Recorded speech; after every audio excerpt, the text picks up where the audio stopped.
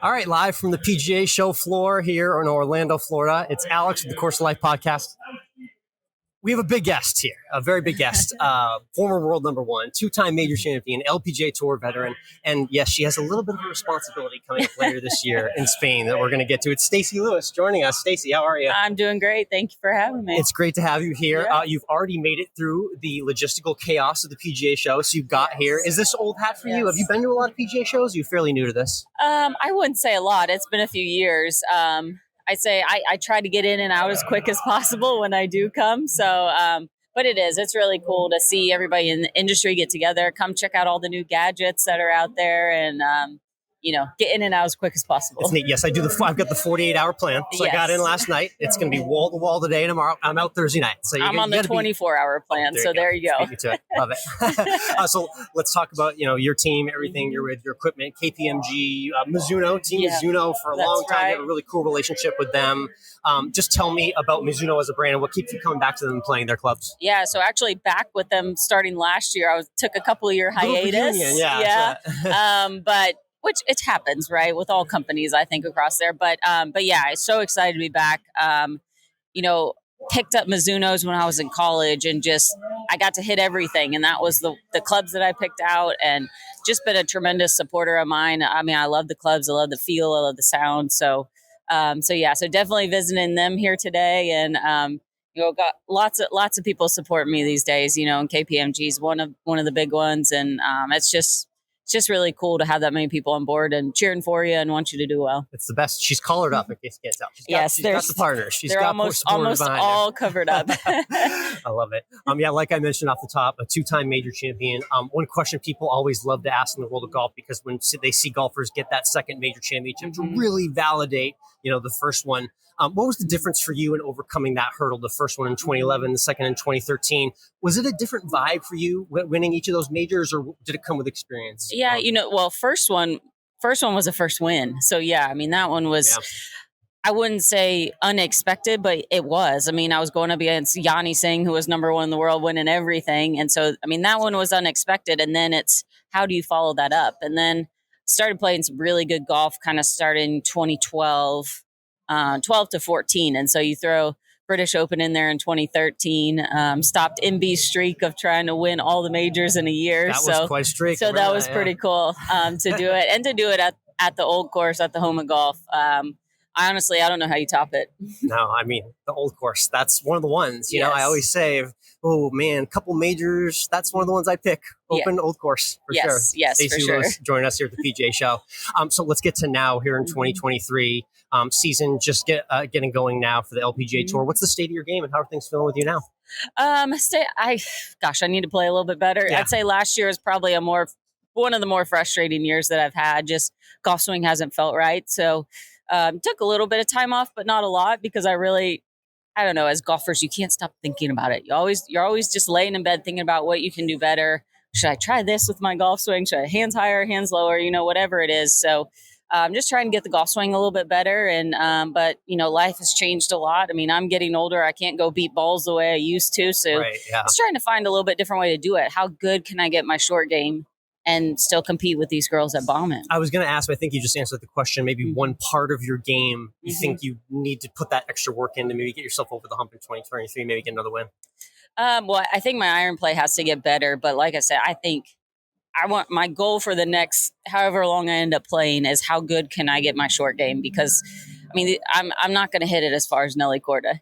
These girls absolutely bomb it. I'm not either, for sure. Yes. So it's like, I have to find a different way to do it, and your career is going to evolve with the times, and I just got to keep changing with it. No, well said. Okay. Well, besides that and you playing, I think you got a little bit of responsibility that we want to talk about.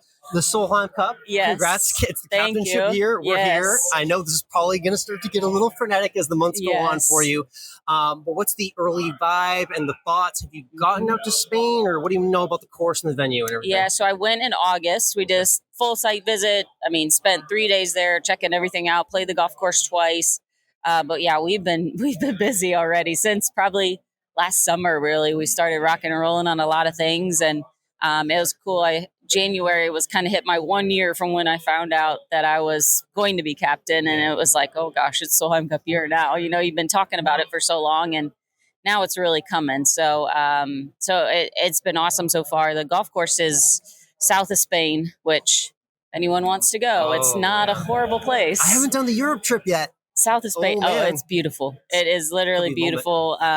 It's the vacation spot where everybody from the UK goes. So, nice. So it's an awesome place. There's tons of Airbnbs. So come cheer us on. We'd love to have more people there and get this cup back. Yeah, I think you were doing the procrastination thing that a lot of human beings do. You know, last year we were like, oh yeah, Solheim Cup's next year. It's next year. Oh, all right, we're here now. And now it's it's like 8 months away. Yes. Good stuff. I'll talk about how deep the U.S. roster is, and you can too, of the difficult decisions you're gonna have to make. But I'll stand for a couple of people who've been on our show before. I just got to hang out and meet with Allie Ewing a couple months ago at the CME. Obviously, I know she's gonna want a little bit of redemption, maybe from 2021. Just talk to me about her game and what she could represent for Team USA potentially. Yeah, she's just one of the most solid ball strikers we have on tour. Sneaky long off the tee. You don't really expect it playing with her. She's been a little bit streaky with the putter, but she seemed kind of figured things out at the end of last year. So just that veteran kind of calming influence. Like she's just not one of those people that gets super high or super low. And she's just one of those people you want to pair with a young player and let them go have some fun. Definitely. Yeah. So she's SEC. You're SEC. Yes. I got one more SEC. I call her Bulldog. She's tough. Yeah. Cheyenne Knight I had on the Course Life a couple of years ago. Yep. She's working her way up on the tour right now. That's right. So maybe a name to watch there for the future. But you got a lot of decisions ahead to make. So I know you'll be thinking about all this in the coming months. Oh, yes. Sure. It's already on the radar. Definitely. Love it. So tell me a little bit about what this year's going to look like for yourself, because I know things have changed a lot for you in the last few years as a mom now. Right. What's this all like, and what's a day in the life of Stacy Lewis like as a mom who's trying to be on the tour and trying to figure out everything that's ahead this year as well? Yeah, life's busy. But the good thing is I like being busy. You know, I'm just the kind of person I like to stay doing stuff, whether it's even when I'm at home. I mean, I was cleaning out my closet a week ago, you know, like I stay busy. I like to do stuff. And so I don't remember what life was like before a 4-year-old. You know, it's just... Cool, 4, yep. What did I do with all my free time? You know, it's just... They make your schedule. Yeah, if I'm not practicing, I'm doing something with her or doing something with Solheim.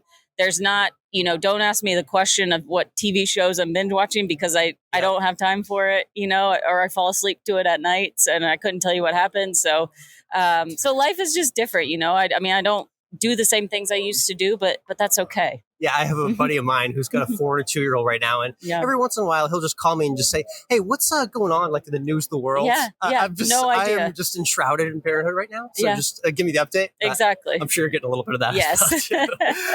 Tell me a little bit about. I mentioned SEC and your just relationship with Arkansas. I feel like you are just synonymous with that state. Yeah. I mean, when I think Arkansas, I think Bill Clinton and Stacy Lewis. Yeah. Honestly. That's awesome. I know you have the relationship, obviously, with the school, the tournament in Northwest Arkansas, but just tell me what that local area means to you. Yeah. I mean, they kind of adopted me. It's my second home, you know, and just went to school, you know, went on a visit, loved it when I was making my college choice. And it was honestly probably one of the best decisions I've ever made. And looking back on my career, just got to some coaches that were really influential in my life, and they still are.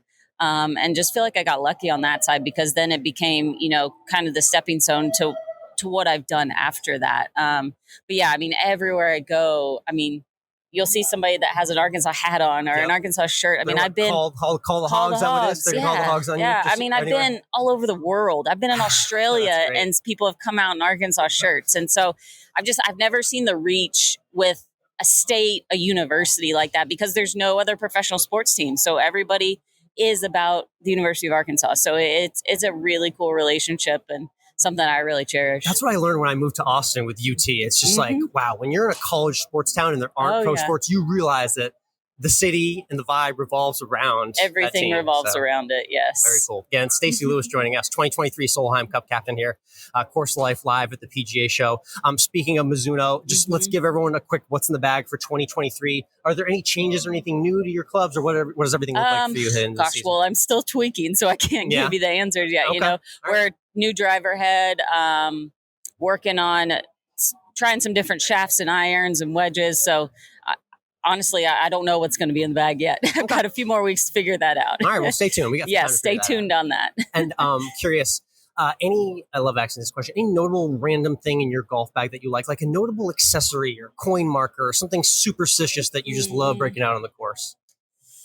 I'm not superstitious. I tell you the one thing, it's a little, it's not really a Beanie Baby, but it's like a little animal, a little dog. A little plush? Yeah, so my mom gave it to me kind of as a good luck. It was my first tournament back from my back surgery when I was a kid.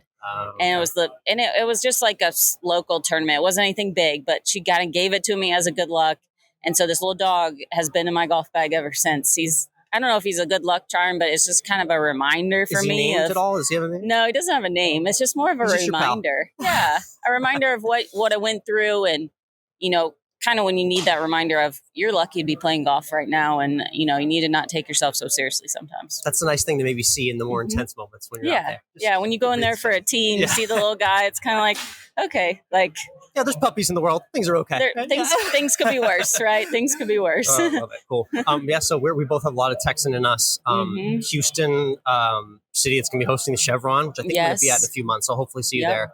But one thing I love to do is ask some food questions in the interview. So I'm curious, Houston food scene is sneaky, really diverse. Yes. There's a lot going on. You can go in a lot of different directions cuisine-wise. I'm just curious, what are some of your favorites in Houston? Because it's an underrated food city, I think. I mean, I got to go Texas barbecue first. Yep. If you'll see a Rudy's when you're around. You got to go to Rudy's. Oh, yeah. Breakfast tacos are awesome. Breakfast tacos, but you can go there for dinner too. Right? Yes. It's not really a restaurant, but if you're driving through Texas, you got to go to Buc-ee's. Yep. I was going to ask what your Buc-ee's order was, but you beat me to it. You got to experience it at least once. Best thing about Buc-ee's, you can get something different every time you go in there. It's unreal. It really is. My daughter loves just walking around looking at everything. You get lost in there. I took my mom, visited me last fall, and the first thing I did is I drove her from the airport to the Buc-ee's in Bastrop. I was like, you got to see this. Yep. She couldn't get over how amazing it was. Yes. I just had the Southwestern Trail Mix. Those were one of my favorites. There you go. I love picking up a different flavor pecan every time I get there. Of course, Papados, Chewy's, the Tex-Mex. Right. Papados, very underrated as well, too. Yes, lots of choices. So you got the Buc-ee's answer as well, too. And then we love to finish with the 19th hole question here on the Course of Life. So you get done after a round in the course, and you get into your favorite clubhouse, your favorite 19th hole. What's your go-to order for a meal and a drink at the end of playing? Man, my favorite meal, you're going to laugh, it's burger and fries. Yep. No, hey, that's maybe the most popular answer in the history of the podcast. I say especially when you're overseas traveling and you come back in the U.S., it's the first go-to meal. Yeah, what is it about coming back to the U.S. and just having a cheeseburger, right? I don't know. It's cooked right. It's just the way you like it. It feels like home. Very cool. Awesome. Hey, Stacy, thank you so much for hopping on the Course of Life. Again, enjoy the show. Awesome. Looking forward to seeing you at the Chevron, and best of luck with everything. Awesome. Sounds great. Thank you.